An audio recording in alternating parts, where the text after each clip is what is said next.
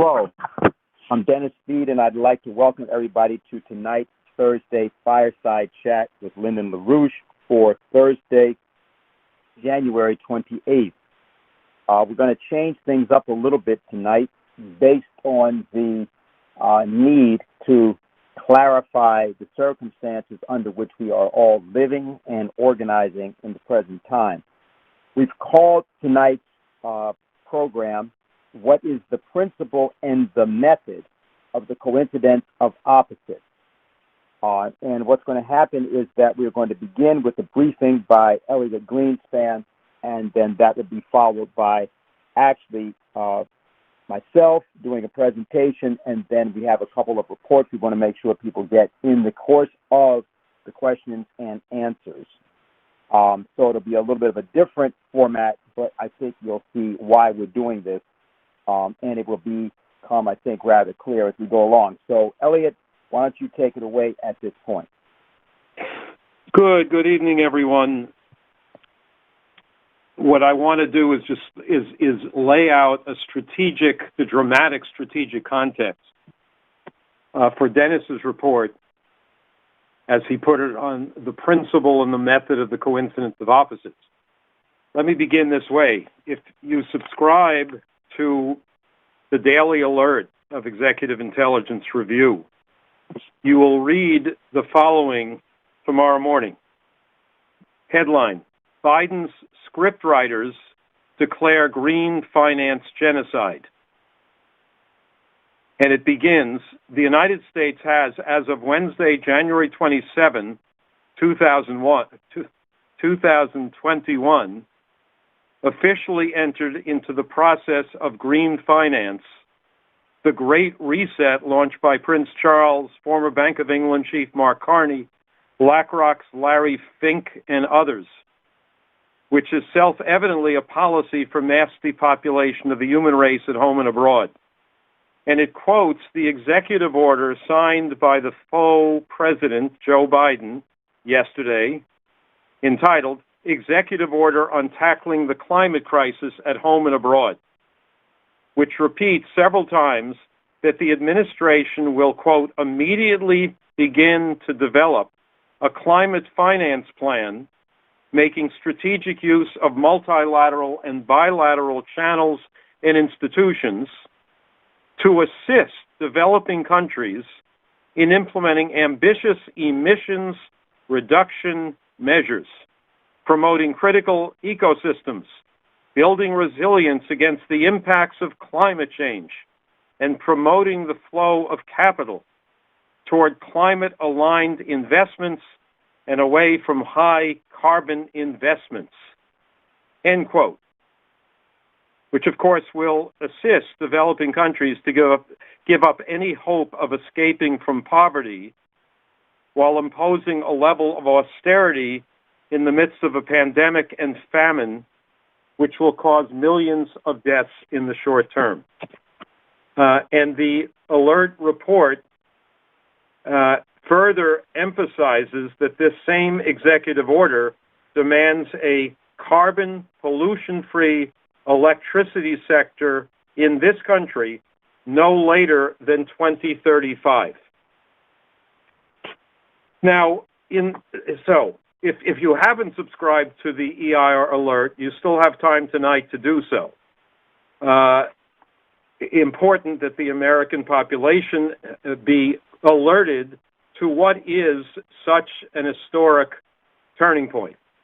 But you have, in the wake of the consolidation on January 20, with the inauguration of the faux president, that's FAUX, president, in the wake of that, the consolidation of the four-year witch hunt against President Trump and the institution of the presidency, the real coup, that is the real object of removing Trump of all of this in the last years, is underway as we speak at Davos, at this World Economic Forum, which began on Monday of this week, continues through tomorrow. That the attempt of the British monarchy and their imperial assets among the central banks and the globalized financial oligarchy to impose their decades-long wet dream, it's a long time for a wet dream, a central bank dictatorship to radically decarbonize, denuclearize, and depopulate, which has been popularly known as the Great Reset, to implement their Green New Deal. The term Great Reset has already been so discredited that they're calling it the Great Transition, with the billionaires from BlackRock and Standard Chartered Bank and others in the last days boasting about a $50 trillion opportunity for the next decade. $50 trillion opportunity, they call it, for massive private corporate cartel, governance, central bank related investment to transform the world economy, get rid of fossil fuels, and dramatically reduce the energy flux density of the world. This will destroy the industrial capacities and drastically reduce the world population. This is what Prince Philip began organizing when he created the World Wildlife Fund with that Nazi Prince Bernhard in 1961. And when he said the optimum population of the world is 1 billion people, when he said that when he dies, he wants to be reincarnated as a deadly virus, so as to contribute to the great problem of the world, overpopulation. Maybe it should be called the Prince Philip virus or the Prince Charles virus, as opposed to the COVID. In any case,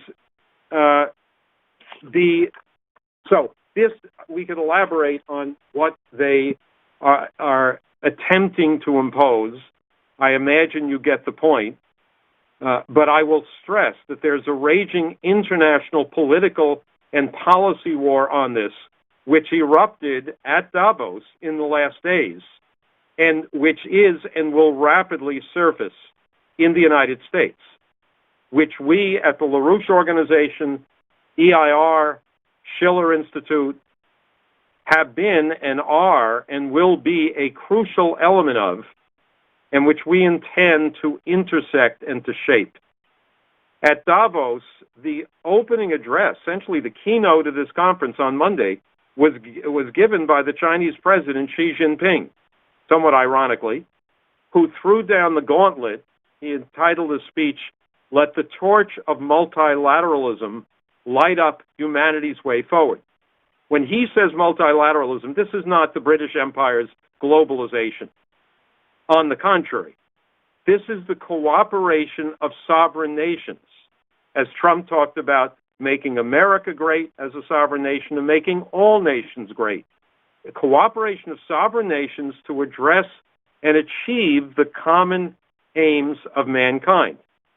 And amidst a raging, out-of-control world pandemic and famine and economic financial breakdown and moral cultural breakdown and war danger, it is emphatically urgent that nations come together, as I'll elaborate briefly, around the common aims of mankind.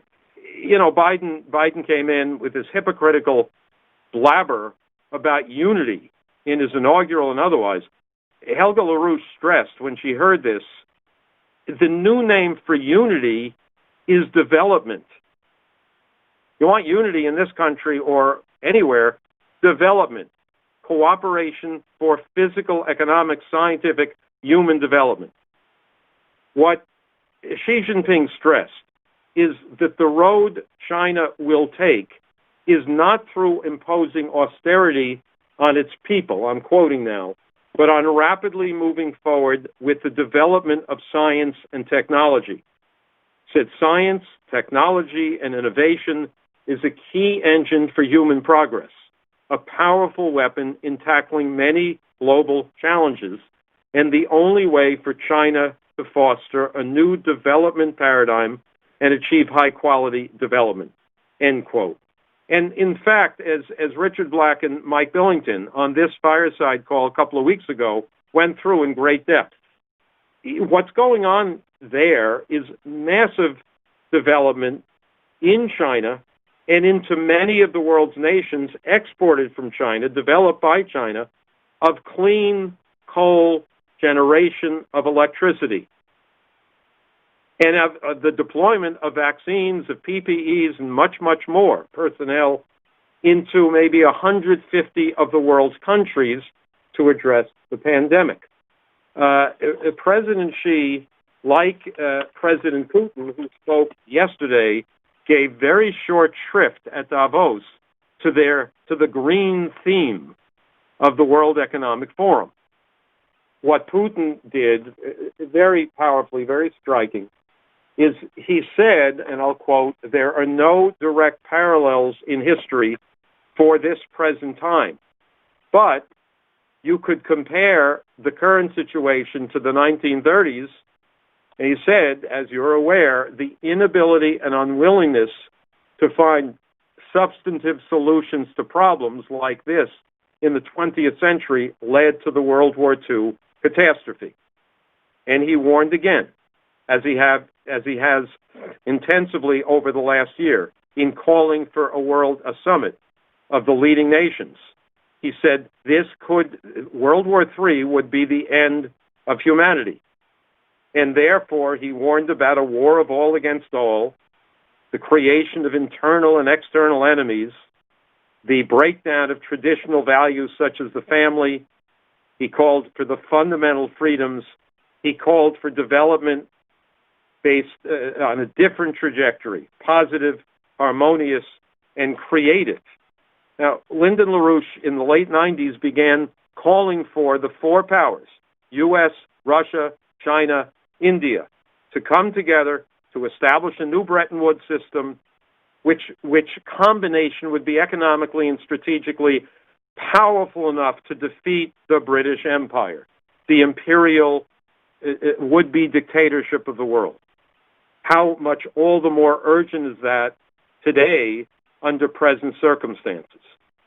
You had further at Davos Chancellor Merkel, who's no great shakes, no great friend of ours, but she responded to this, supporting this idea of multilateralism as against the blocs, as against nations lining up with U.S. And the British on one side, China, Russia on the other side, which is what Biden's pushing for with his proposed summit of the democracies, that is an extended NATO war party world meeting to mobilize forces against China and Russia, which would only lead to World War III. You have a growing process in the United States with the various forces in labor, building trades, economic interests in many states, which are already reacting to and attacking Biden's green austerity and his would-be banker's dictatorship. What's happening, as LaRouche said many times, reality strikes. Reality strikes as against the insanity of ideology, of the neoliberal monetarism, environmentalism, geopolitics, counterculture, and so on and so forth. So that reality opens up huge national and international organizing potential for the LaRouche movement. We've been building it for a long time, and the urgency, necessity, and potential for enormous breakthrough is right there.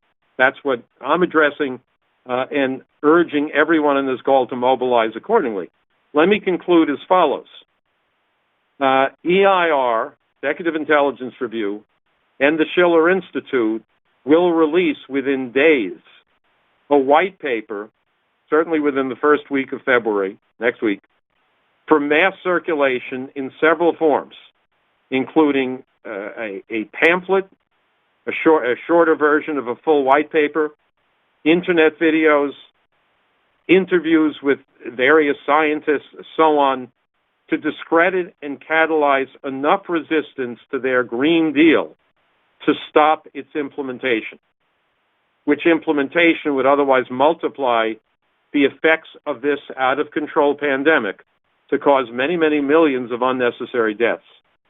And the white paper, which will identify in great depth the lies that they are putting forth as the basis to go forward with their Green Deal and their Great Reset and their banker's dictatorship or bankster's dictatorship.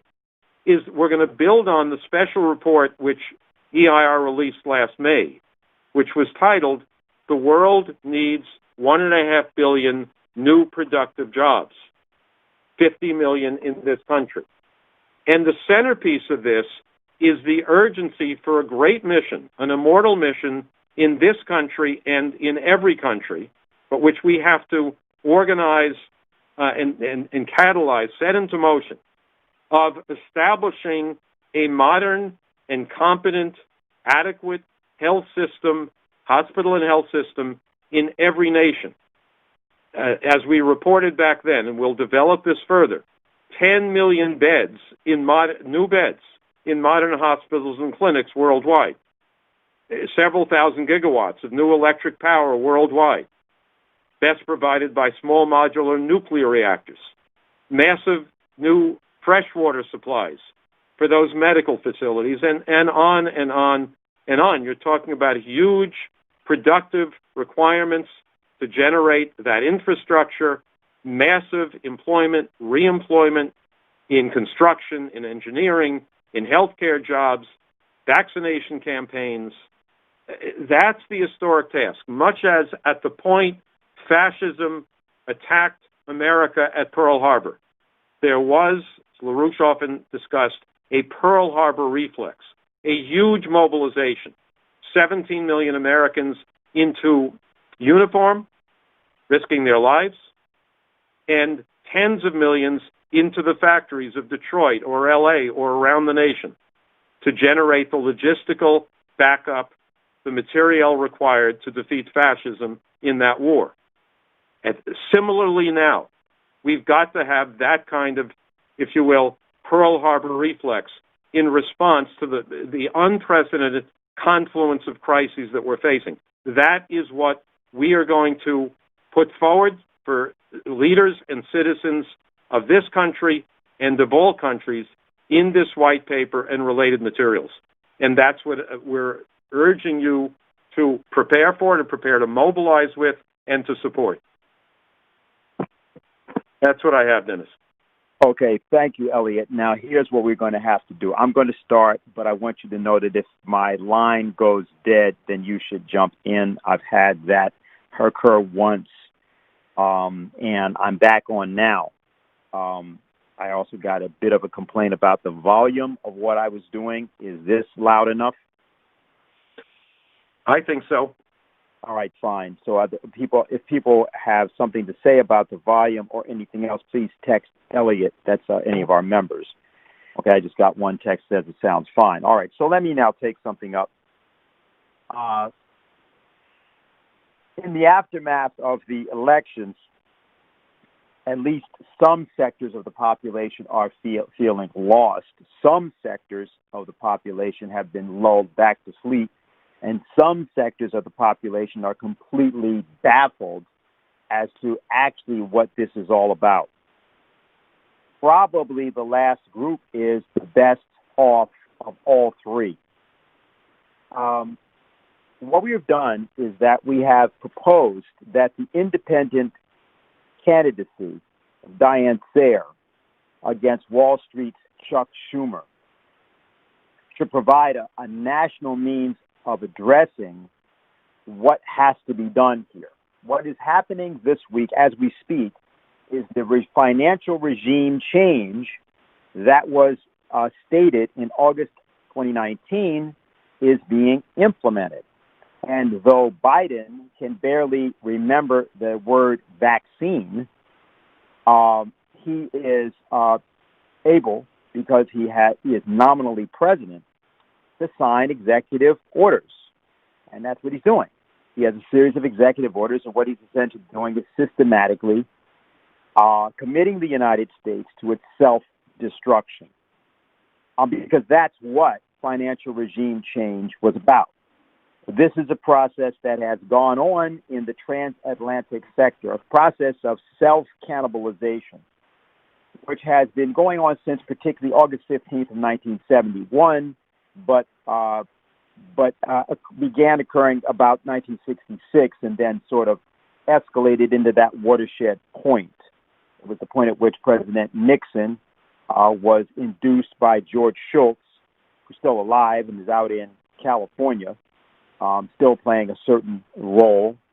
Shultz induced Nixon to take the dollar off the gold standard. So that process is expressed both in the attack on heavy industry and power generation, which we just reviewed, and the refusal so far to respond to the coronavirus pandemic with a crash program to create a completely new health platform worldwide. Now it's not that people necessarily are committed to the second initiative, but they would be if they understood that the character of the pandemic is woven into the policies of 1971. What has been done is to deploy social media in such a fashion as to destroy, on the part of many people in the United States and other parts of the world too, the intellectual capacity to deal with what they are confronted with respect to what is called the coronavirus, but it's really the system, the systemic breakdown, physical breakdown of the transatlantic sector. It has been looted. It has been shrinking at about a 2% per annum rate since approximately 1971. So in other words, it's shrunk by about 100%, and can no longer sustain the population of 330 million people in the United States. We are physically incapable of sustaining the population we have. And what is being proposed with respect to what Biden is talking about is something that will converge upon an immediate reduction of the population of the United States by as much as a third over the short term. So when people prefer not to hear that, you are allowed to talk abstractly or maybe even somewhat concretely about something called, quote, genocide, if you're talking about the Uyghurs in China or something. Or maybe even if you're talking about it back in the 90s in Rwanda, Burundi, you can sort of use that term. But you're not allowed to talk about that when you're looking at something like the process presently underway in the United States. But that is the process that's underway, and that's exactly the kind of outcome that will occur if we don't stop the process that Biden and others are signing into law. You're not going to get away with monetarist tricks. You're not going to be able to do things like this famous thing that's going on with the Reddit raid on Wall Street. Some of you have heard about it, and yes, it is somewhat funny, but the truth of the matter is that trying to, quote, beat monetarism at its own game is not going to work. It is not going to, in fact, change the outcome that is now being tragically forced upon the transatlantic sector. But the person of Lyndon LaRouche and the dialogue that Lyndon LaRouche caused together with Helga Zepp LaRouche to begin in China, with China, starting in 1993, and then reaching its first primary point of conclusion during June of 1996, has produced a process in which that nation was confronted by the collapse of the Soviet Union at the time, had to figure out a way to get itself out of communism. Since the period of 1993, Lyndon LaRouche and Helga Zepp LaRouche have been working in a dialogue with a China that has been coming out of communism since that time. Yes, there is a Communist Party as a form of organization, but that's in China. It's precisely by the Belt and Road Initiative and the collaboration among communities of principle, such as the United States, Russia, India, Japan, and other nations. It's precisely in that way that the Chinese evolved out of communism. And they know that. And that has been what the initiative has been by that government various expressions of it, and some have been more successful than others since that time. It is that which is opposed by the Pompeos of the world. Pompeo, as they say, doesn't give a rat's ass about China being communist. He knows exactly what he speaks for. And what has been done is that this is the way in which the game is being played. People often refer in the abstract to George Orwell and his 1984, but they forget that the primary factor in the book is the use of what's called newspeak. The term you use means the opposite of what it says. And so this is the essential problem that we are dealing with. And so this issue of the coincidence of opposites, which we're about to talk about, is critical, since it's not possible otherwise for people to make heads or tails out of what's going on. Let's give an example of that, which you can take from Chuck Schumer.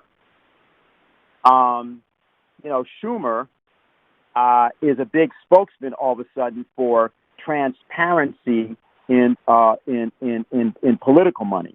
He has this thing he's pushing called the For the People Act. And this is supposed to be, provisions that make political nonprofits disclose the identities of donors who give more than $10,000. Only one problem. If you look at what his own nonprofit did during the elections, what happened was that nonprofit that Schumer is involved with,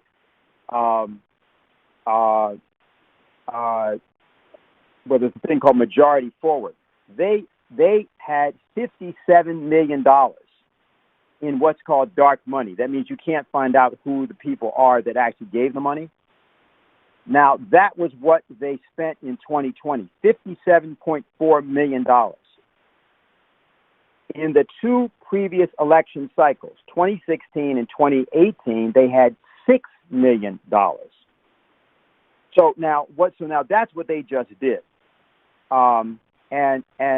So what if you compare it to Republicans, right? Republicans had about $148 million of this kind of money. The total Democratic money, called dark money, money that you don't know who gave it, was $326 million, a third of $1 billion. So here's Chuck Schumer, who is now the big crusader for transparency in elections.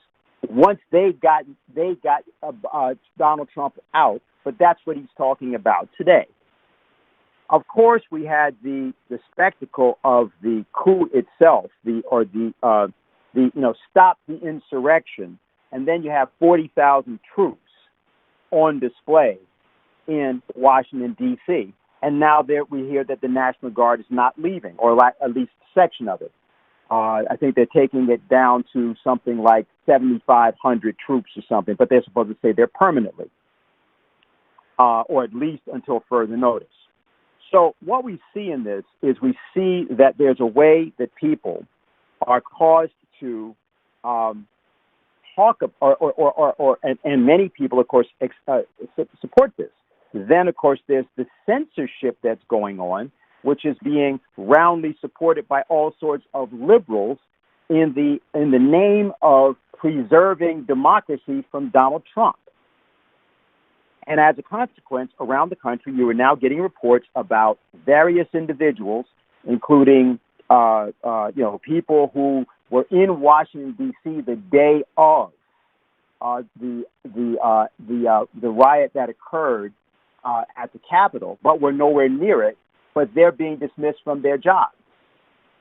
And you have other such things. And of course, in an atmosphere like the one that's been created, that's precisely what will begin to occur. Now, what we need to do is to just try to look at something here about how we ought to proceed. We have a conjunctural crisis.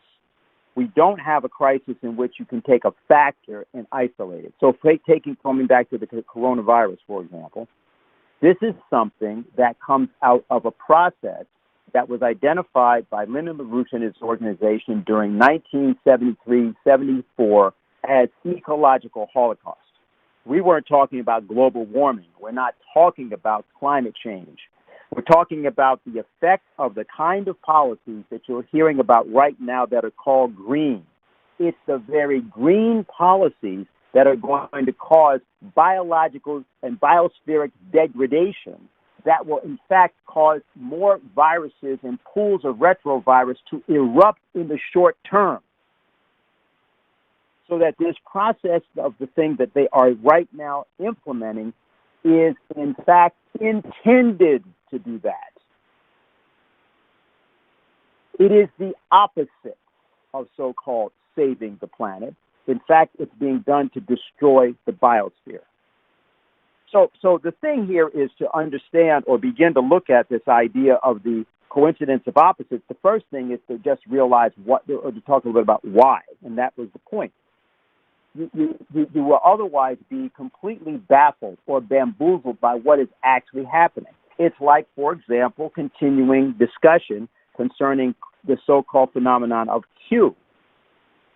What is actually happening?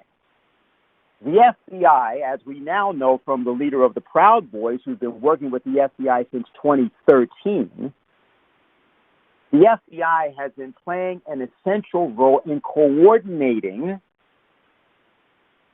by means of operatives, violence within the so-called right wing and violence within the so-called left wing. Matter of fact, the FBI, former Director Comey says, the Republican Party has to be burned down to the ground. Sounds kind of violent to me.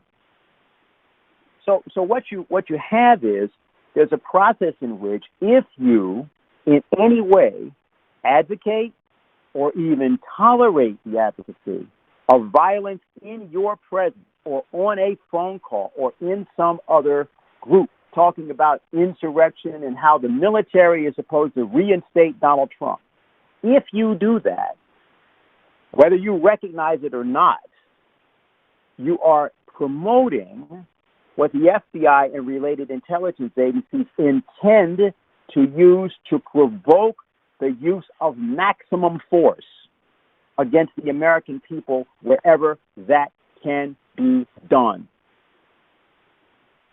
And so there's a need to be very, very clear here. And the idea is that, Lyndon LaRouche made a statement a long time ago that everything that we do is intelligence work in every way. But how do you do that?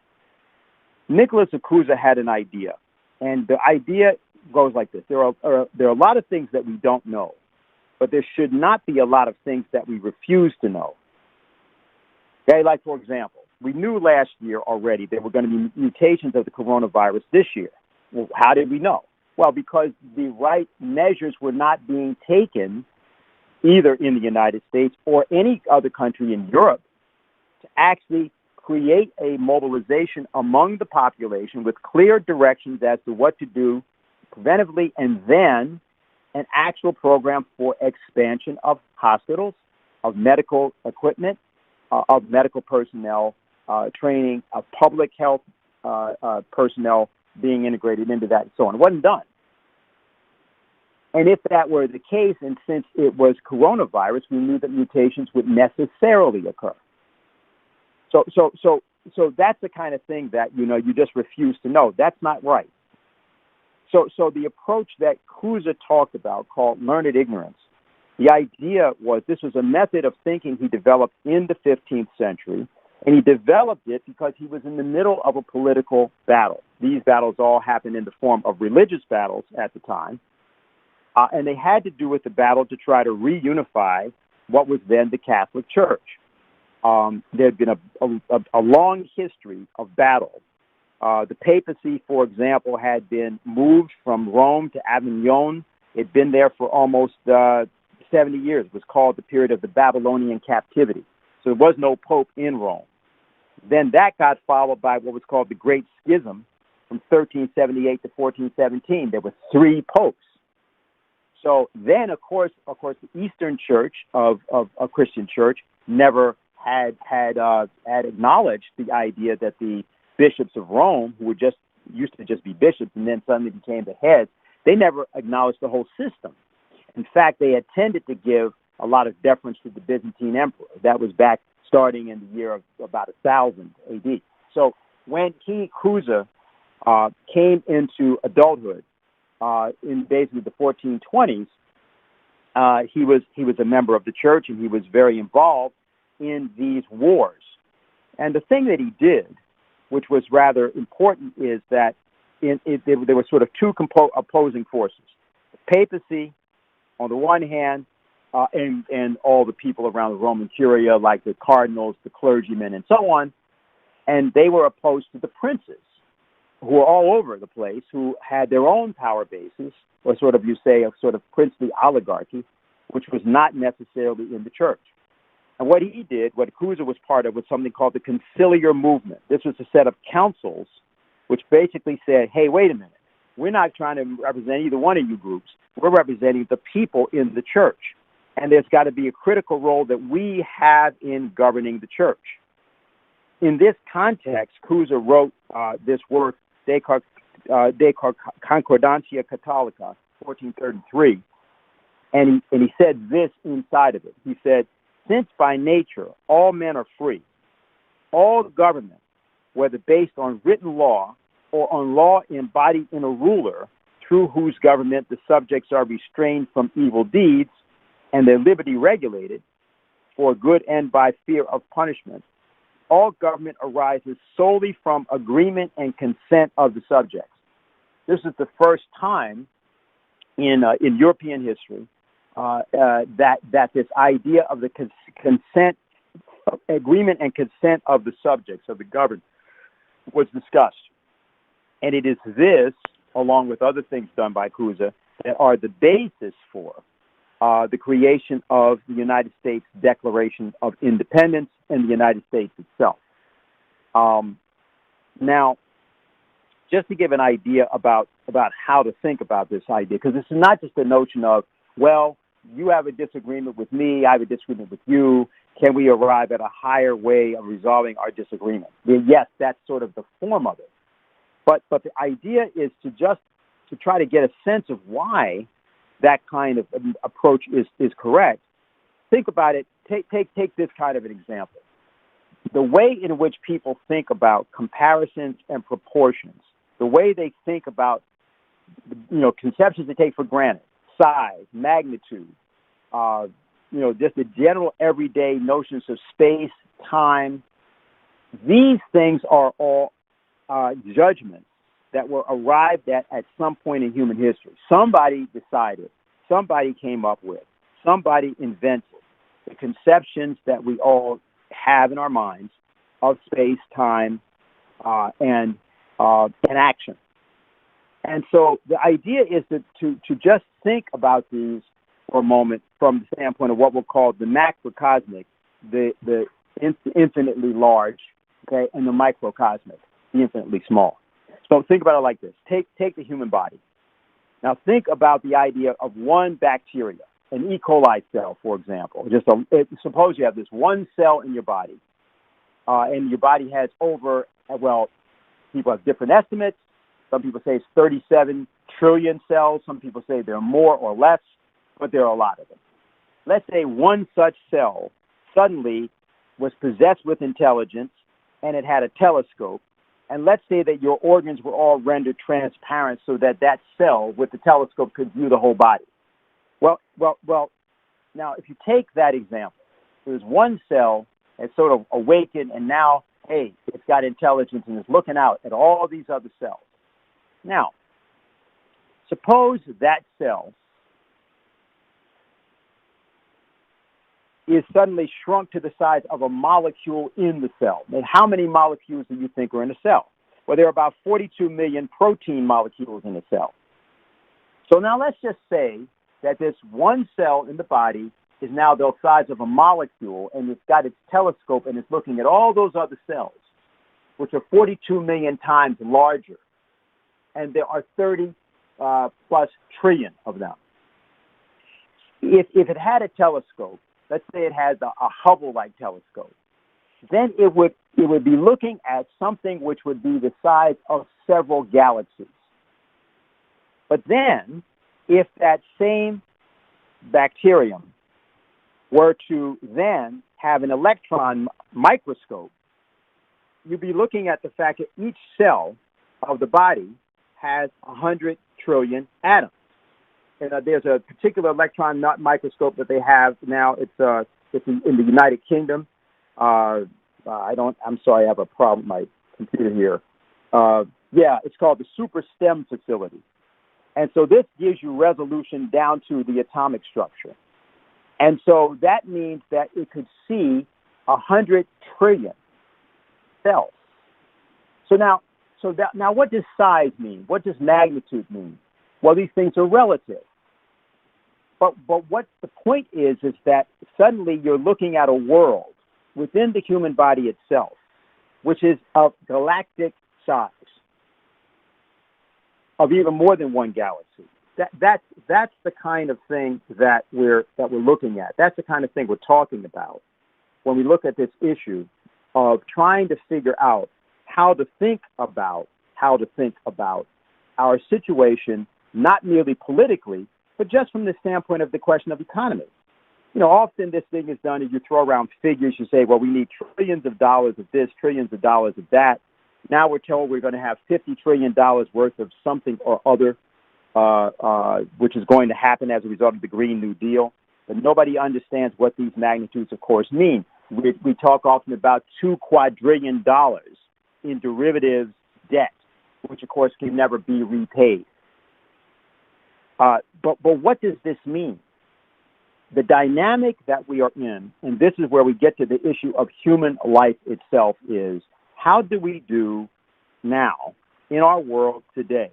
How do we keep the present population not only alive, but how can we cause that nearly 8 billion people in the world to survive a set of oncoming, dynamically developing diseases, any one of which may have the capacity to essentially render human life, if not extinct, miserable for at least hundreds of millions of people? What do we do?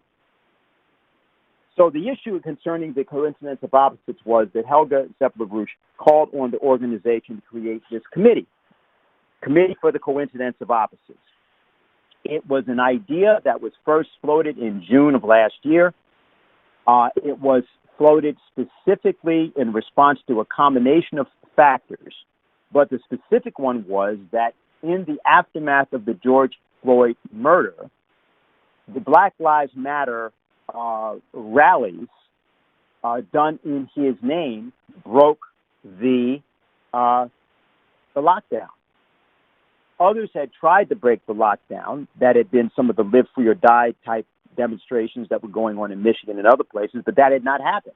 People were pretty much abiding by it. But after that George Floyd incident, now you had all sorts of people marching, all because of their moral obligation to get out there and say something and do something. And it didn't matter if I get infected. It doesn't matter if I'm spreading the virus either. And what began to occur in the United States is you had a politicization of the disease. What Helga recognized was that we had to stop this. We had to get beyond that. We couldn't allow that to become a way of characterizing politics in the presidential race, or for that matter, politics anywhere in the transatlantic sector, because this was going to require collaboration between Russia, China, India, all nations.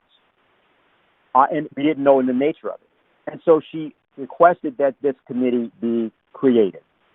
It was not created at that time, largely because there was either lack of understanding about the idea or straight out opposition and rejection of the idea, including in our own organization.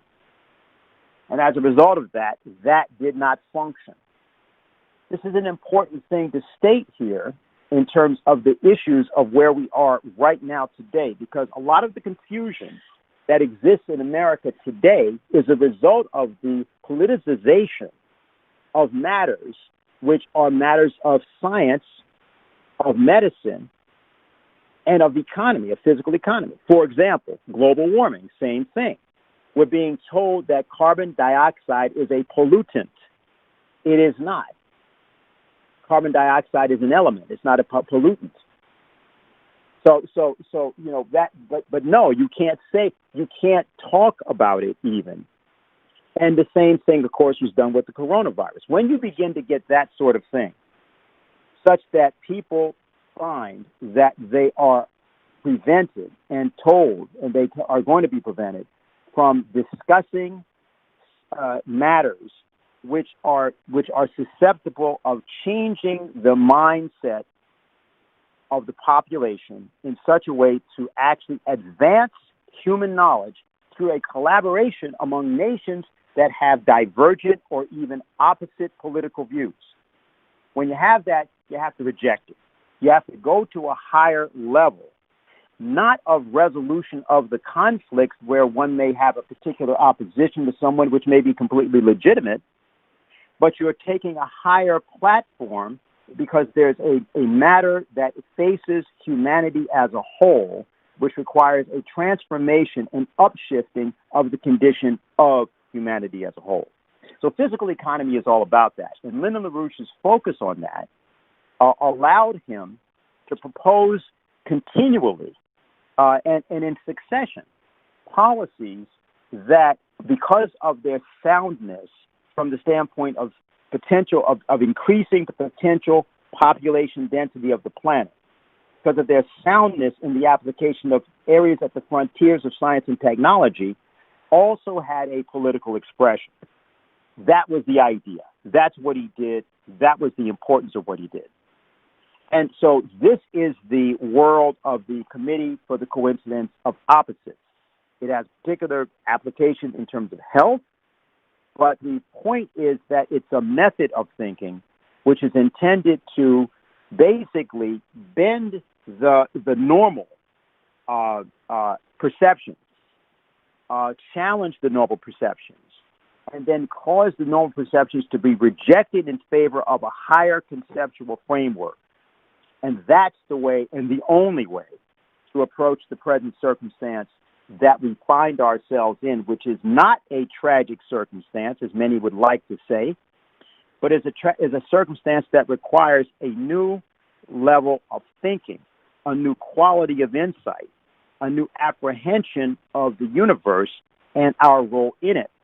And it's that to which the conceptions that of physical economy of Lyndon LaRouche is vectored.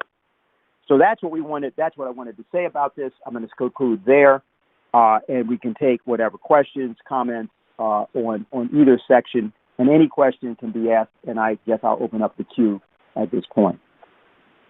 Give me a minute here. Q&A session has started. To ask your question, please press *6. Still there? Yep. Okay, fine. We have one question in the queue. I just think we should just say maybe one or two more things about EIR. People may have noticed that EIR is improving, and also there's the alert service. And we should just say that people should get, are welcome to get whatever subscriptions to that. I guess you talked about that a little bit. Did you say anything actually about the how much it is or anything like that before? I didn't. I did suggest to people that if they are not presently subscribers to the EIR alert service, they still have a couple of hours before midnight. No, the cost of this is the alert is $600 for a year. This is 365 days issues. $600 for a year and an initial subscription back down to $50, including an EIR subscription for the first month. That is the weekly EIR. Okay, very good. Okay, so I'm going to go to the questions. Here we go. Okay, can you hear us? I can hear you, Dennis, Omar Smith, New York. Thank you for taking my call. Right after the speech you just gave, question is, and I know that it's not lost on you guys that I know it's going to come up again, but what does it include what you discussed about a physical economic platform? Obviously,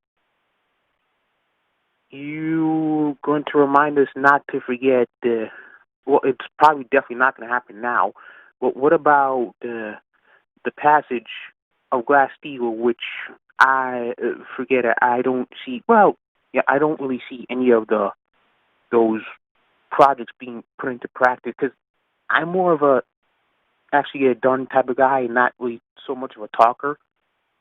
And what do you think of people just doing their own individual projects and behind a unified purpose without a Glass-Steagall, which, forget it, is not going to be passed at the current moment? That's my question. Because I'm more of a doer and not that question. What'd you say, Dennis? I said, why don't you take that question?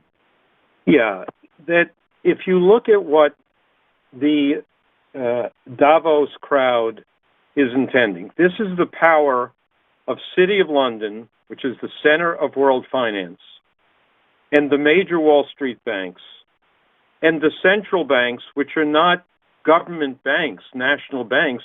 They are under the control of this conglomeration of private finance. What they're attempting to do is to consolidate this globalist bankers' dictatorship. They're moving toward a digital central bank currency. Their major intent is to direct all credit, or credit increasingly, potentially all credit, into green. No carbon footprint. As I went through, and as you know, I'm sure, that's genocidal. But this is an assault against the commercial banking system and against the role of government, which is why you raise Glass-Steagall, why LaRouche years ago emphasized the urgency of the reestablishment of Glass-Steagall. That is, these bastards are committed to eliminate national banking and commercial banking, that is, the generation and direction of credit, of bank credit, of public credit, as well as private credit, into the real productive economy. Like the necessary first mission for this nation and for every nation, which is the immediate, urgent development of modern health infrastructure, health and hospital systems, personnel, therapeutics, vaccines, research in every country. We can develop that further. But I'm posing that again in this context because what the bastards are attempting to do is deny large-scale provision of credit to the most critical and most productive economic activity. Were we able to reestablish Glass-Steagall, the relevant regulation of the banking system in such a way that you had the power of government to protect commercial banking and the generation of credit for the physical productive economy, science, infrastructure, and so on, were we able to do that, we have a future. If we don't do something of that sort and protect the commercial banks as against Wall Street, London, the world financial casino of speculators, of the 2 quadrillion in derivatives and so on, we can't do that. If the central banks impose their dictatorship, heaven help us. And I don't think heaven would be interested at that point. So I'm taking some time to sort of develop what the actual issue is. China's had essentially a Glass-Steagall policy since 1994. We got rid of Glass-Steagall with Alan Greenspan's moves at Morgan beginning in 84, and by 99 it was gone. But it was taken down over many years as part of this reorganization of the financial system into a global casino, as opposed to a banking system which directs credit for physical progress, real economic and human progress. So, yeah, we've got to fight for Glass-Steagall as the first element of LaRouche's 4 laws, which we've discussed many times on these calls. That's our intention, but it will only occur with the added power of this international combination, as I'd referenced, as LaRouche referenced often, U.S., Russia, China, India, as against the British Empire, the world financial would-be dictatorship. Okay. I think that I don't have anything to add. Let me just go back to the phones here. Okay, are you able to hear us? Hello, hi, can I be heard? Yes. Okay, hello, hi there. This is Jose Vega here in the Bronx. First, I want to thank Elliot for giving that report about Davos.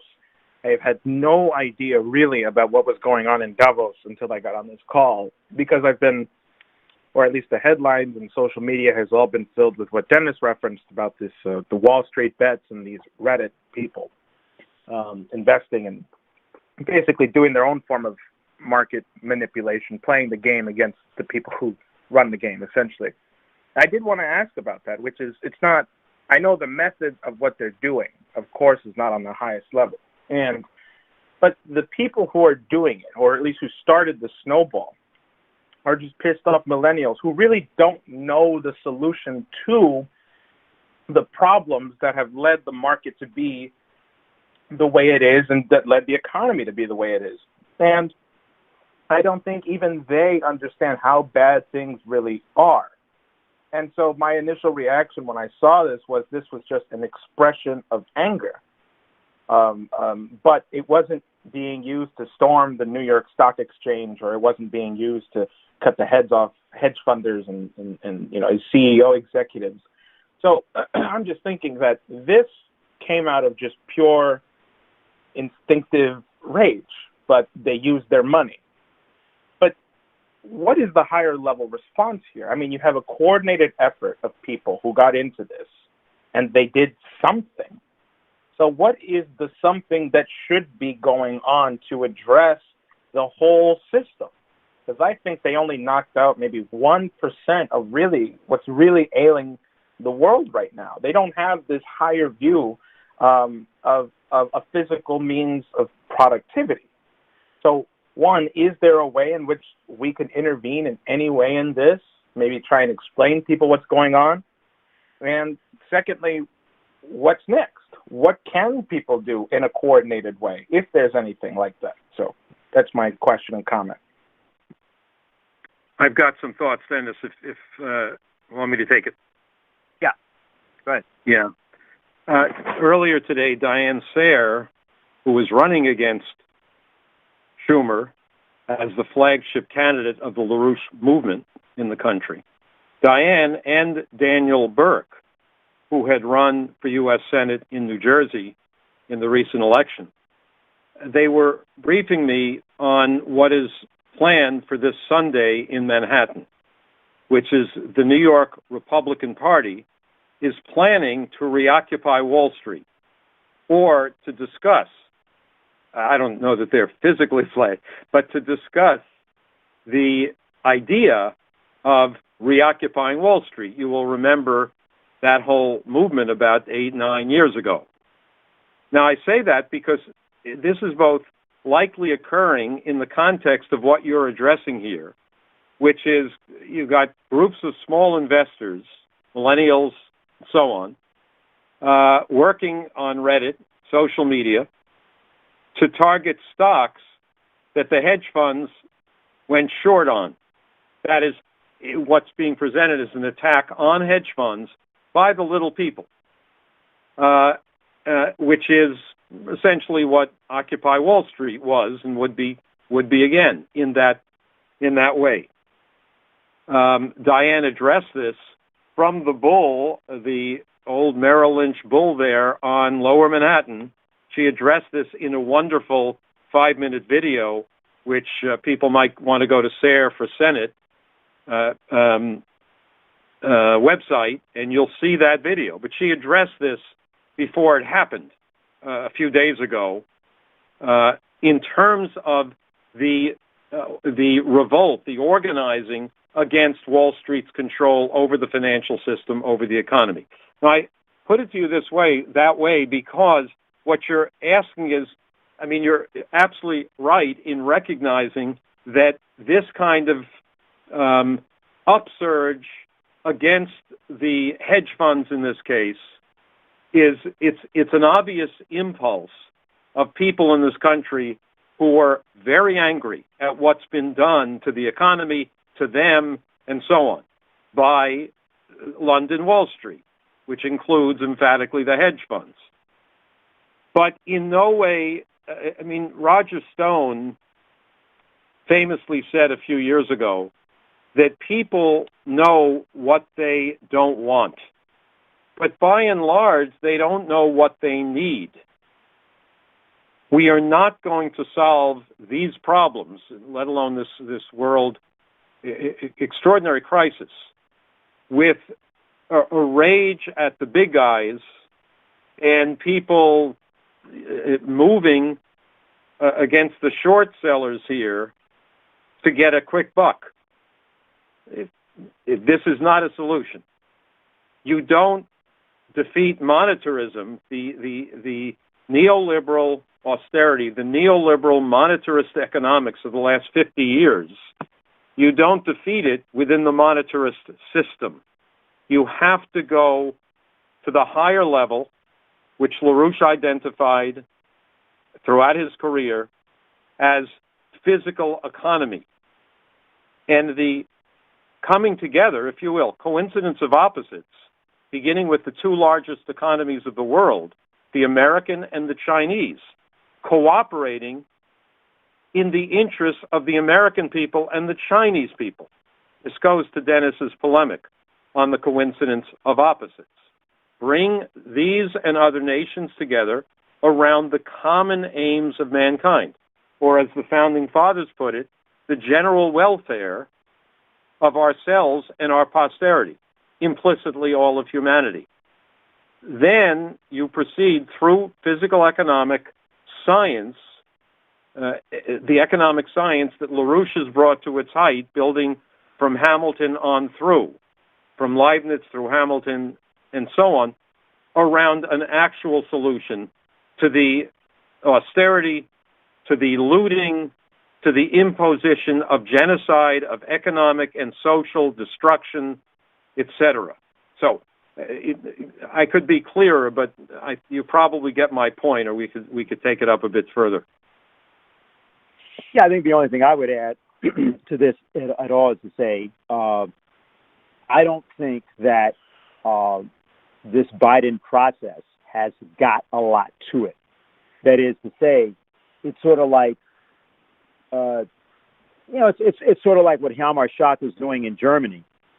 Well, he was doing it actually in the 1920s, but then when he left the Reichsbank and then began the campaign that brought Hitler to power, because that's how Hitler came to power. Montague Norman of the Bank of England and Hjalmar Schacht of Germany. But they didn't really have that much. What they had was a beaten down population, which had gone through a world war. This is a different situation. You have not only the 75 million people who managed to get their votes counted, 74 million people, but you also have a whole lot of people who know that there was a fraud or weren't involved at all. And then you have, most importantly, which is the thing that you're beginning to see, is people on the so-called left that suddenly realize, wait a minute, this censorship thing isn't really what we thought it was. And in addition to that, they were betrayed on the question of health care when they were trying to force the so-called squad to stand up against Nancy Pelosi. So when you look at this question of implementing what is being passed by decree, because they don't know that they can get this stuff through the Congress, actually, it's very porous. This is the kind of situation where all we have to do is to propose the alternatives. Let's just take this whole thing about fossil fuels. They said in 15 years they're going to get rid of all fossil fuels. That's why I said, well, you'd have to collapse the population of the United States by 1/3 if you're going to do that. And as soon as people get the idea that this is actually serious, the kind of revolt you're going to get, or you can get, is off the charts. So it's a way of thinking about it which is different. That is to say, even if you talk about the question of getting this or that measure passed, the real problem is different. You've got to actually throw out the entire system. And that's what we've got to do. You say, well, that was possible when Trump was there, but it's not possible now. Well, you know what? It better be possible. See, if we're fighting, it's possible. I think that's the essential thing to understand, is that it's a fight that we wage in our name, and people get together with that fight. Just like the same thing we're going to do on the question of truth in elections. All these people witnessed what they witnessed. They know that the elections were frauded where they were. They were there. They did various things. But they were involved. But it wasn't just 2020. This is a general process of a corrosion of the American electoral process. I mean, think about the money that was put in that I referenced, which is so-called dark money. I mean, that's the money that actually is being admitted. We're talking about over $340 million. But what, realize there's about $500 million. This is undeclared money, or not undeclared. It's declared, but we don't know who gave it. So this is a different situation, and I don't think there's any reason for any kind of despair around the situation. I think it's a much different circumstance than it might appear. This is not just weakness. These guys have a real problem because we exist and because we're out there doing what we're doing. So I would just put it at that, and that's the way you'll win. You'll win by proposing what we're proposing, the 4 laws of LaRouche as such, and then a calm approach, no craziness. Right? We stay focused on the actual objective. We all want to be alive, and therefore we need a universal or worldwide health platform, and we need to be feeding people and getting them clean water and basic medicines. And there's a lot of things that you got to do. You've got to, give up the patent, for a while. You've got to, everybody in the world needs to get whatever they need, whether it's vaccines, whether it's food, whether it's clean water, to survive this pandemic. That changes everything. So there are changes that can be introduced into the system right now. Okay, and those changes will overwhelm whatever government is there if the people want to do it. I think that's the way to think about it. Okay, so we're going to go to the next person. Here we go. Okay, hello? Can you hear us? Hello? Yeah. Oh, hi. Yes, I just wanted to note a couple of things about the reset and what Biden just did on this declaration around global warming, which is a little bit different, but actually reflects back on what we've seen over the Obama period and so forth, which is today there was a big conference at one of the centers of climate and security. And what it was about was that the actual focus, or one of the focuses of Biden's initiative on this, is that climate change will be officially determined throughout every single government agency as a national security threat. What they plan to do is somewhat similar to what they did on some of the elections and so forth, which is to take all the 16 intelligence agencies and have them put forward these initiatives around climate change and the develop a way for them to be integrated throughout the entire government structure around this idea of global warming and climate change. Now, the reason I think this is important is, on the one hand, we look at the trillions that they expect to recycle into the international banking crowd through every government and every individual having to pay for the shift into the green agenda.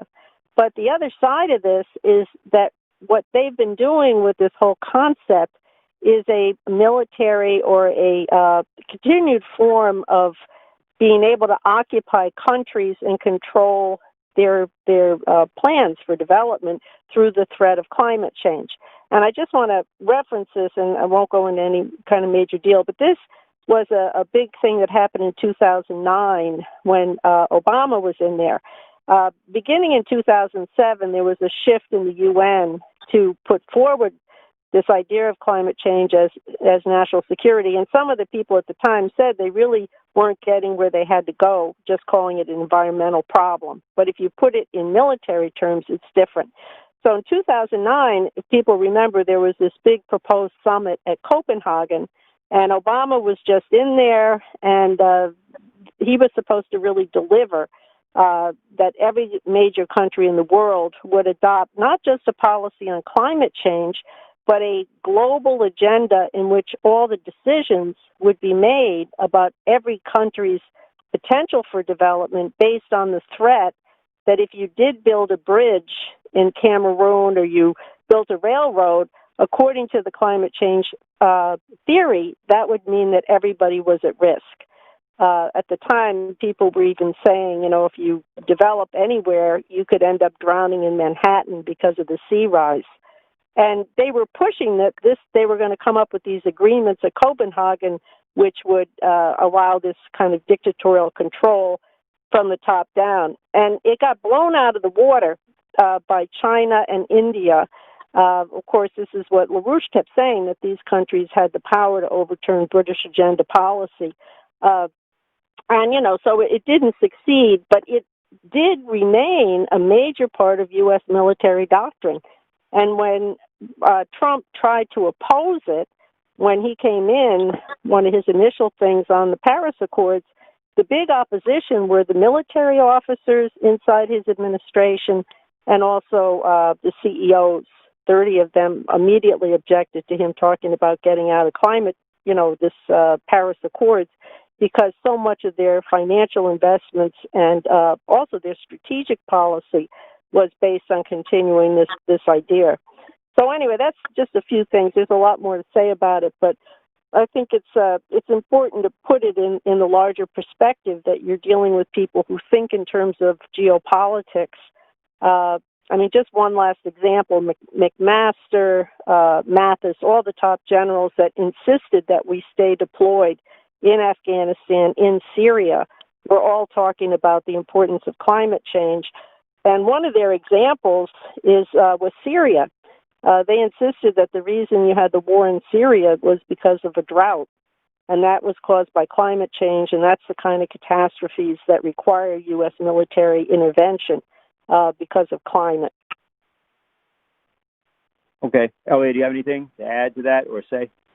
Yeah, one or two things quickly. Number one, what you're saying reminds me of the National Security Study Memorandum 200 of Kissinger and Company from back when Kissinger was National Security Advisor in 1974, where he identified 13 nations, among the most populous developing sector nations from Africa, Asia, South America, and the memorandum dictated that these nations had to stop growing in terms of population because then they would want to use their own, quote, natural resources for the development and requirements of their people, of their economies. It would pure genocide, like the national security implications here of climate change as you're developing. So perhaps what I'm saying is clear. We could elaborate. The other thing that comes to mind is your reference to Copenhagen in 2009, when China, India, and the group of 77 nations, most of the world, said to Prince Charles and company, no, we are not capitulating to your dictates that we not develop. Your dictates that so-called anthropogenic, man-made global warming is a great problem for the planet. We don't believe. We don't have the science here. I mean, it's a tragedy that the potential in the Trump administration, when the president brought Professor Will Happer into the National Security Council for the purpose of pulling together relevant agencies and experts to determine the truth of this stuff, of the science. And the political crowd around Trump said, we can't do that. And they didn't. And so on. So anyhow, they're crucial elements here, I think, that you're alluding to in what you're reporting. Okay. Can I add one thing on this? Okay, sure. We have time? Okay, the thing that you referenced with Kissinger in 72 and so forth, I was looking through some of these back documents, and it's quite relevant that in 75, Margaret Mead, there was a big conference actually in North Carolina, and she commented on this whole question of how to control people through fear. And I think this is incredibly important in terms of what's been happening in the United States. You know, I always thought about how FDR was so explicit in telling people not to be afraid and that fear corrupts. And he was always in the middle of the Depression and the war. He was there smiling, and he had the dog and the whole thing. Whereas what we're faced with, whether it was 9/11 or fear of climate change or fear of whatever, it's a dominance of a psychological impact of fear. So I just wanted to read this statement from Margaret Mead at this conference, because she says this is 1975. She said, unless the peoples of the world can begin to understand the immense and long-term consequences of what appears to be small, immediate choices, to drill a well, open a road, build a large airplane, make a nuclear test, install a liquid fast breeder reactor, release chemicals which diffuse throughout the atmosphere or discharge waste in concentrated amounts into the sea, the whole planet may become endangered. And then she talks about how are we going to convince people of this. And she said what we need from scientists are estimates presented with sufficient conservatism and plausibility, but at the same time as free as possible from internal disagreements that can be exploited by political interests. That will allow us to start building a system of artificial but effective warnings which will parallel the instincts of animals who flee before the hurricane, pile up a larger store of nuts before a severe winter, or of caterpillars who will respond to impending climatic changes by growing thicker coats. And that was her statement, to get the scientists to so terrify people that they will see drilling a well or opening a road as endangering the whole planet. And that was 1975. Okay, good. We're going to go on. Thanks. Yeah, hi. Can you hear us? Ron Wazorik from South Dakota. Hello there. Hi, Ron. Go ahead. Yeah, I wanted to address the issue here in South Dakota of people without health care. I mean, we've got an estimated 42,500 people without health care. Our state has not signed up for, the federal Medicaid program, and it seems to me that it's estimated we could. The federal government could participate with the state here.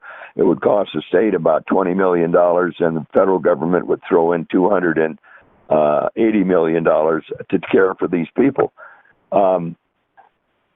I have a hell of a time, discussing this with the Republicans in this state, because they pretty well control the state legislature here, with almost 90% of the legislators being, Republicans. And I was just wondering, what you guys thought about a state that has, 42,000 people without health care. And I'm talking about people 18 to 65 years old here. And, a lot of the people that are employed at places like McDonald's and these hamburger joints, they don't have any health care. And there's just a lot of people on the Indian reservation without health care here.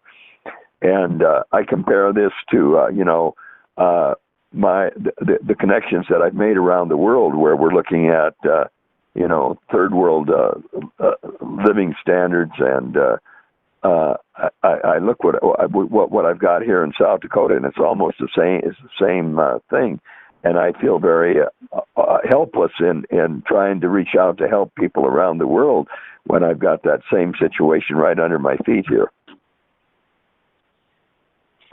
Well, Elliot, you may have something on this. I think actually, I think my wife's going to say something at some point later on about the particulars of the committee. But I'll just say one thing about this, Ron. And Elliot can take it from there. The general welfare clause of the Constitution is supposed to preserve the life of the citizens. In other words, it's a right, it's an obligation that we have. Now, that's what's endangered. And what we've got to do, that's my whole point about not allowing the issue of the virus as such, because it's not one virus. I mean, we have a situation where we've degraded our capabilities, in every field, as you know, in terms of the agricultural field and what has happened to the collapse of agriculture. So that it's an existential moment in which, for a change, the farming communities, non-farming communities, urban areas, Midwest, everybody is being hit now. Once in last year, people thought it was going to be primarily New York City. Maybe it would stay in a few other major urban centers. And then, of course, it hit with a vengeance throughout the entire country. And matter of fact, it's escalating. I mean, the actual circumstances that this thing is, and you've had a couple of the celebrity deaths recently that have called attention to it.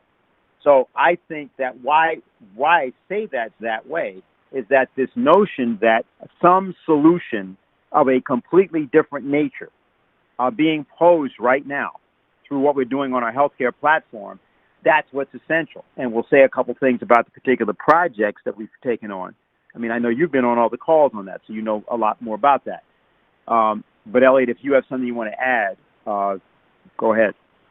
Just quickly, one thing, which is I think the approach we should pose is to cut the, quote, health care for the bloodsuckers of the international financial establishment, the big banks, who have been on the magnitude of bailouts since 2008, since last April, when the pandemic hit, and so on in this country. It goes to the arbitrary nature and the criminal nature of the deployment of money by governments and so on, as opposed to ensuring that we have healthcare, access to healthcare physically and financially for everyone, as you're suggesting. They say, oh, we can't afford it. Why can't we afford it? Because, they're spending how many trillions and tens of trillions on the bailouts? Of what? Of a speculative world financial system.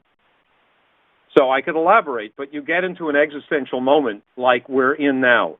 Reality strikes. You have a great potential for a dramatic, urgent and long overdue transformation, as, again, you're suggesting and we have been organizing for. Yeah, just to be clear, Ron, what you would do, so you have a Surgeon General of the United States.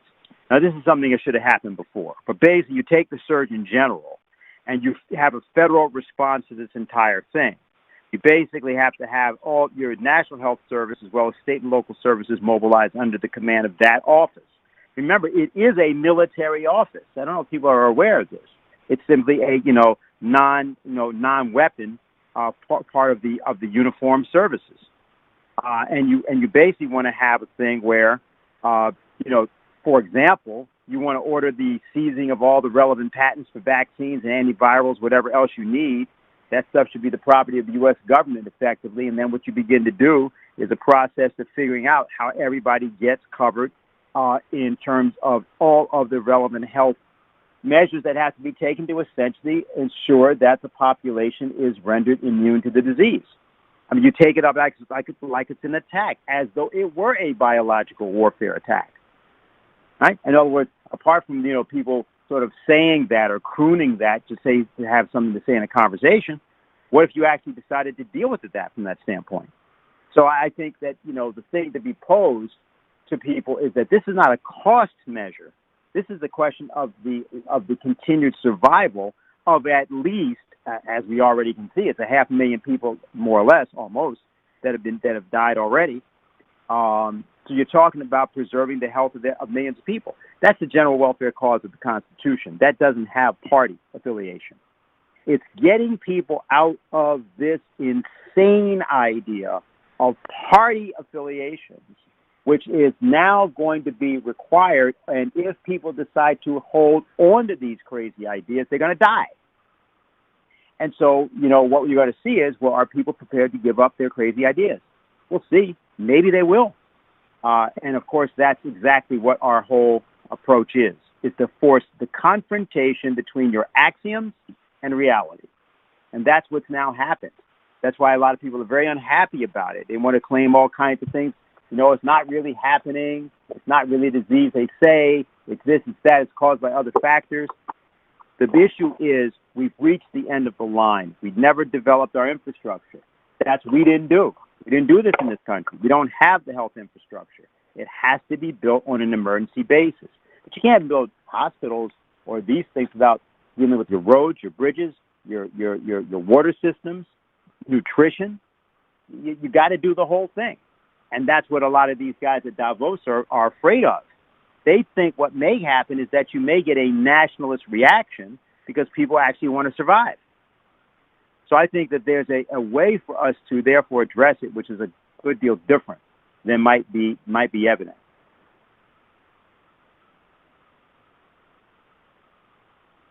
Okay, good. We'll go to the next person. Yes, hello? Good evening, everyone. Elliot, that was excellent. I learned more tonight than I did yesterday. Anyway, I'm Patrick from Connecticut. You're just partial to me. Keep going. Okay, so what happened the other day was I had the fire marshal come to my house, and they were giving out free carbon monoxide detectors, smoke detectors, etc. So it was a young boy. Anyway, I showed him everything. He helped me out, quite a bit. And then I got on the subject of our organization, and for like 45 minutes, we had actually I was doing all the talking because he was just like absorbing what I was telling him. So anyway, I said, we need to get this, the word out. And I said, the only way is through, word of mouth. And I said, I'd like to get together and, like your fire department. Okay. We have like a meeting. It could be on the internet, whatever. But we have to start something, and people have to start to learn what is going on, because everything is it's censored. And I hear people like, oh yeah, but this is what I heard. I said, I don't care what you heard unless God himself told you and you saw God. I don't.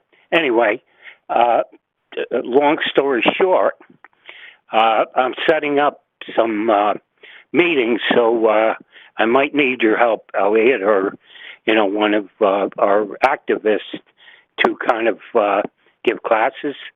But the second thing was I get it's called the Citizens News, and there's about 9,000 people in this town. And anyway, I read the editorial, which you're limited like 200 words or something like that, and half a page of just how bad Trump is and this and that. So I wrote a letter to the editor, and I told him, I said, look, I'm not going to give you something to print. I said, I want to meet with you one-on-one and have a dialogue, and then you hear what I have to say, and then you decide. So I'm waiting for a a courtesy call. So one way or the other, we already punched a hole in the wall. So, I'm waiting for that check, that big check that's supposed to come. So, every day I check my mailbox, but all I get is bills. Okay. All right. Elliot, do you have anything to say? Keep on organizing. Oh yeah. All right. Yep, definitely. Yeah. Thank you, Patrick. And yeah, just keep doing what you're doing. Okay, real good. All right. Hi. Can you hear us? Yeah. Good evening. Can you hear me? Yes. Oh yeah. This is Ernest from Chicago, Illinois, and I have a couple of quick things that I want to share with you guys. And I called Siri and I said, well, how many registered voters are there in the United States? And she said 133 million. So I said, well, okay, 133 million. Donald Trump got 74 million votes. Duh. So, that leaves like 59, 60 million for Biden. So how, that's right there shows you that there was fraud. That's one thing. The other thing is this whole question of the psychological warfare, the British intelligence, psychological warfare, where a lot of people could now bleed snow is black. And so it comes down to a question of how do you know what you believe is true? And unless you can explain that, then something should trigger in your mind that, maybe I should do some more studying or some more investigation.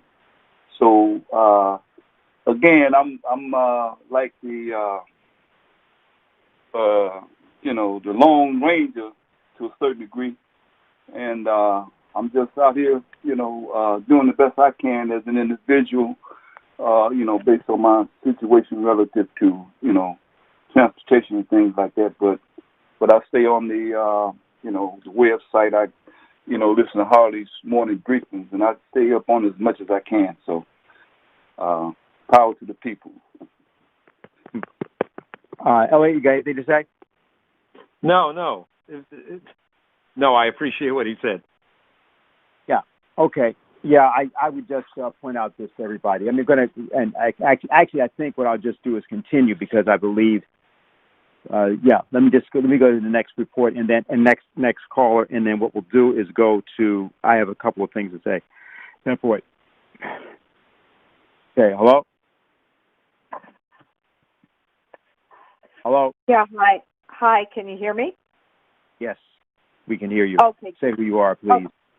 Okay. Hi. This is Lynn Speed, and I just wanted to say a couple of things. A lot has been said already about the Committee for the Coincidence of Opposites, and this is coming together. We have had several phone calls with the people on the committee, or people who have been active. There's actually over 100 people that have signed up to participate in different ways. But we have the coming together of what Helga called for, which is a very extended group of people with very, very different backgrounds: medical professionals, doctors, nurses, administrators and professors at some of the major universities around the country, particularly the historically black colleges and universities. We have other educators, community organizers, civil rights leaders, elected officials. We've had a couple of a governor, a former lieutenant governor, state legislators who have been involved in this, and of course farmers, as Ron just indicated, and farm leaders. In fact, this has been spearheaded by Helga, and Dr. Elders, the former Surgeon General, has been involved at the initiation of this. Dr. Elders has really emphasized and we don't have a healthcare system in this country. We have a sick care system, and it's totally inadequate. So when we recontacted her back as the pandemic was breaking, one of the first things that she emphasized was that we will always have epidemics, we'll always have disease, but there is no reason at this point in humanity's development that we need have pandemics. That's something completely different, and that has to do with the lack of infrastructure, and that has to do with what we've been discussing on this call, lack of commitment and a lack of resolve by governments around the world that disease is going to be wiped out by wiping out poverty, inequities, and so on. So I think we have a real opportunity to do this given the magnitude of the crisis. So the idea of the committee and what we're working on very concretely is a couple of pilot projects in Africa where we will be able to get a delivery of food and medical supplies. David Beasley of the World Food Program has warned for months now that we're facing a famine of biblical proportions, which killed 10 million people last year and are threatening upwards of 270 million people this year unless something is done about this. So we can't possibly address that problem overall as we can't address the millions threatened with the coronavirus, but what we can do is we can do a few exemplary pilot projects, which are really catalytic projects with the aim of demonstrating how such things could be done and then utilize that to create first the publicity and then the leverage that can actually get governments and other forces to join in with this. So the couple of projects in Africa, we're looking at one in the Caribbean area, and we're looking at several projects, some of which are actually starting or have started on a small level where you have young people in particular that can be trained to deploy into communities around public health measures and now increasingly around education around the vaccine. As everybody knows, there's a big problem with vaccine resistance because we did not have a concerted, clear national direction on this. So people are very fearful, they're very distrustful, and that has to be overcome. And young people are, in particular, a great resource for that. So we have a particular area that we're going to target in the Mid-Atlantic region, a city, where we can do a big project that would involve a combination of a couple of the medical schools in the area, the churches in the area, several doctors coordinating this, high school students which are being trained, and community organizations. And we expect that within a week or so, there'll be a major announcement about that. Actually, maybe that's all I want to say right now. If people on this call are interested in working on the committee, we're going to need to pull together resources for these projects. We're going to need help in terms of getting the press releases and the knowledge, the propaganda about this out and around everywhere. So if you're interested in that, you can email me at Lynn Speed, LYNNESPEED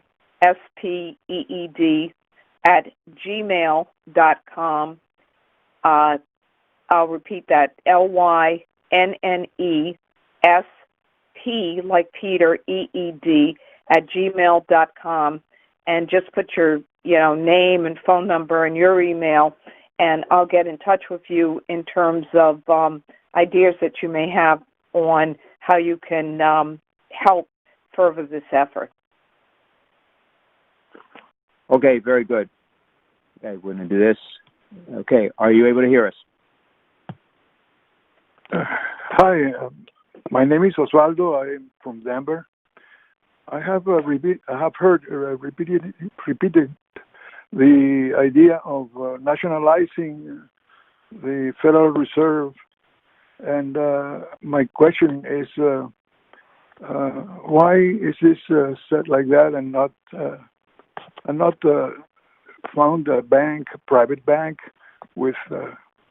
Okay, first of all, I don't know if Elliot said that.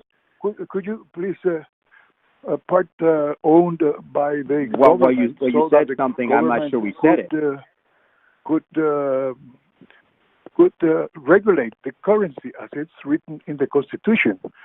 I know that one of the first bankers, Rothschild bankers, said, I don't look for controlling the country to have the control of the country, but I want to control the money. And this is. But I don't think anybody said anything about nationalizing the Federal Reserve. Nobody said anything about nationalizing the Federal Reserve. Unless you said that, Elliot. Did you say that? Not that I recall. Yeah. So I don't know what that said where that came from. By the speaker. Mm-hmm. Well, I didn't say it, and Elliot just said he didn't say it. Well, it has been said. Elliot said it today. But wait. But we didn't say anything like that. Okay. Now. To say. The idea. Wait. Hold on. Just to say about this. Okay. It had something. Okay. It wasn't really in the topic at all of what we talked about tonight. Well, it is in the topic because what is being proposed it wasn't. Now, if you're going to do that, I'm going to have to mute you. By the okay. banks. Okay. So as I said, nothing like that came up. So here's what we can say: the issue that people have to face, monetarism is not the solution. This idea about measures that will be taken, you're trying to take measures. It's a Biden so-called administration. Look at this thing. I mean, look, confront what it is. So, who's going to do that?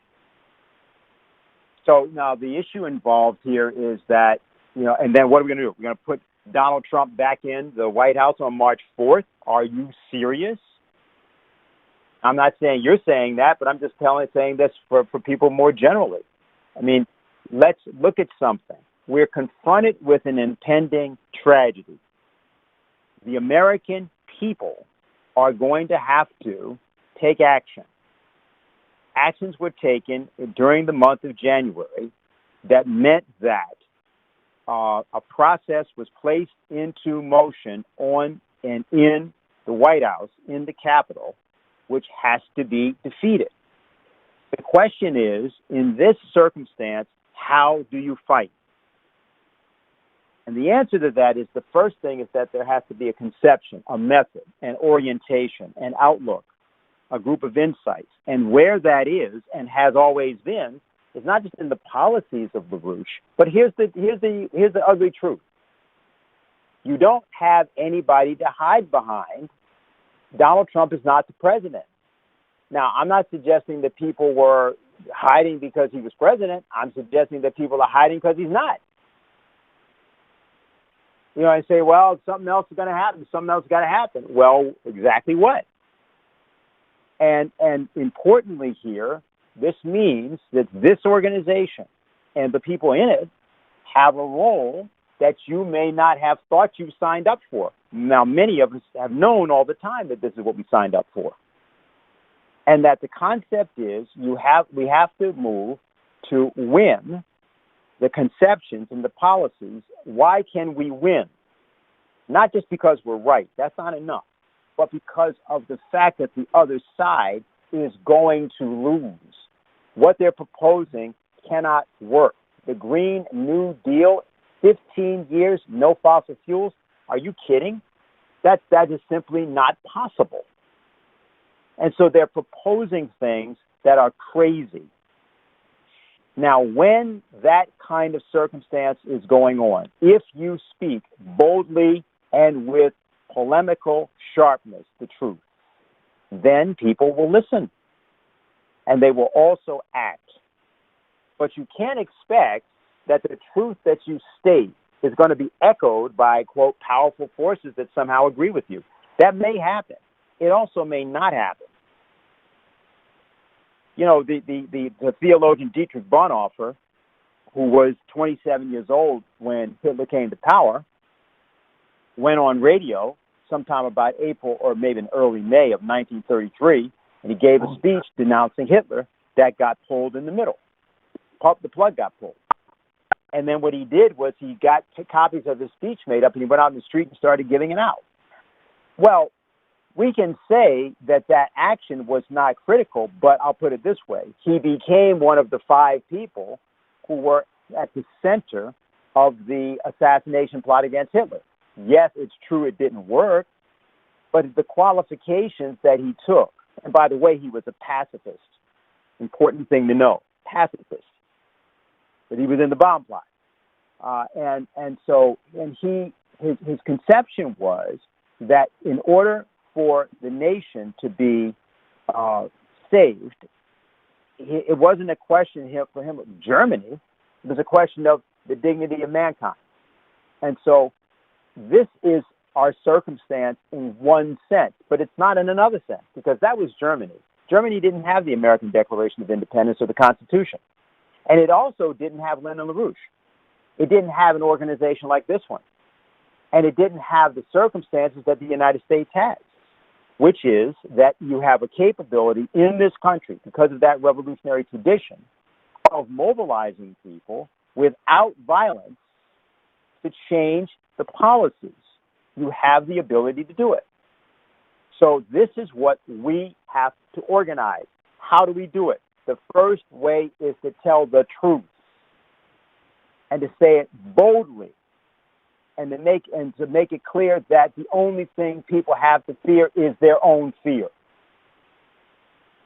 They're not alone. There's tens of millions of people that voted a certain way, and there's a lot of people, tens of millions of people that didn't vote at all, that also agree. So I just think that this is important, so that the other sort of, diversions don't allow themselves to take over. You can't allow that in yourself. The circumstance we're in is as it is. We are in a United States that has to be changed by the policy outlook that Lyndon LaRouche continually espoused when he was alone with his supporters, of course. So this is the circumstance. Face it. We can win, but we can't win if we're not going to fight. And the issue involved is to fight on things that are actually practical. So this business concerning the Green New Deal, the global reset, and so on. Elliot already said this in terms of the pamphlets and other things.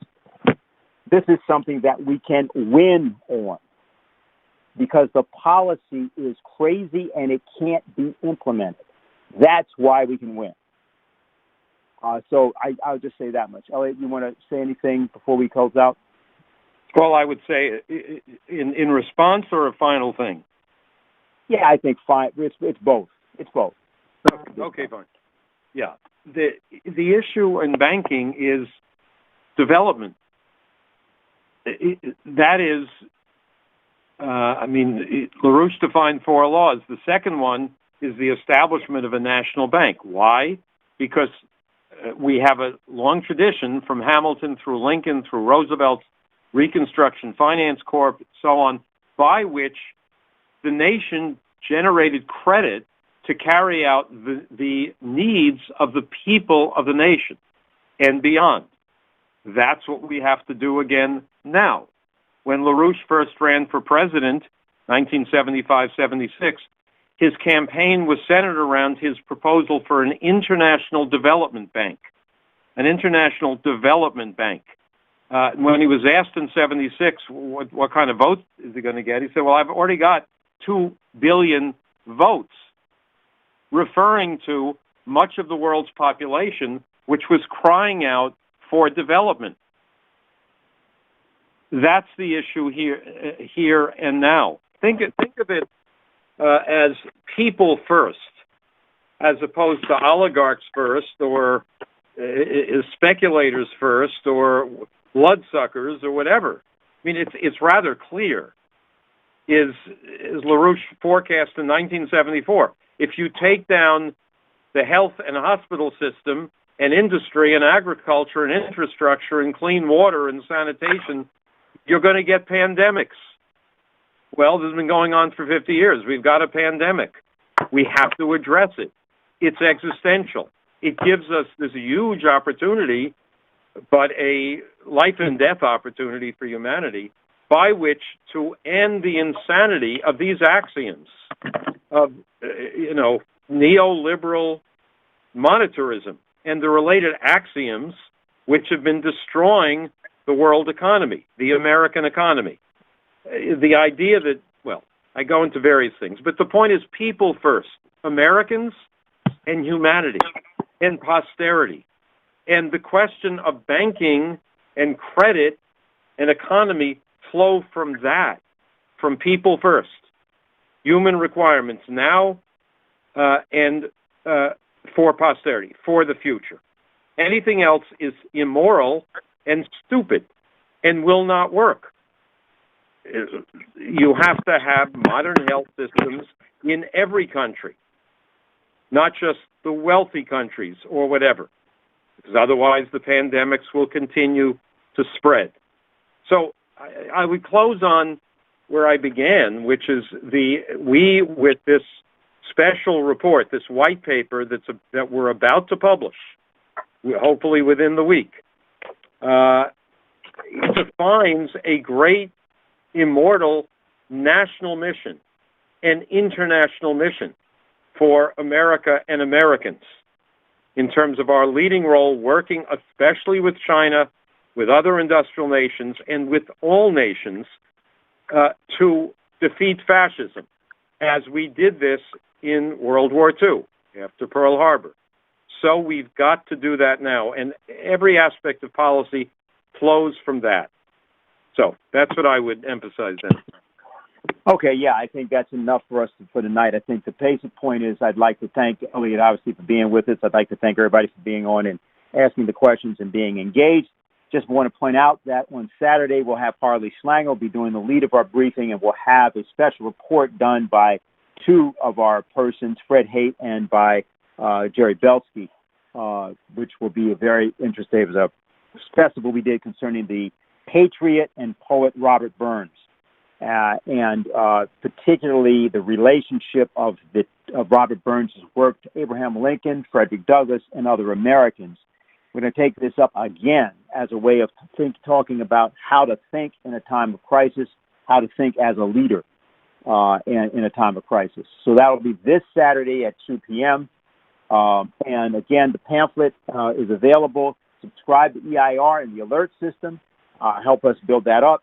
And we'll see you here next week. So on behalf of the LaRouche organization, I want to thank you for listening to tonight's Fireside Chat. This session is no longer being recorded.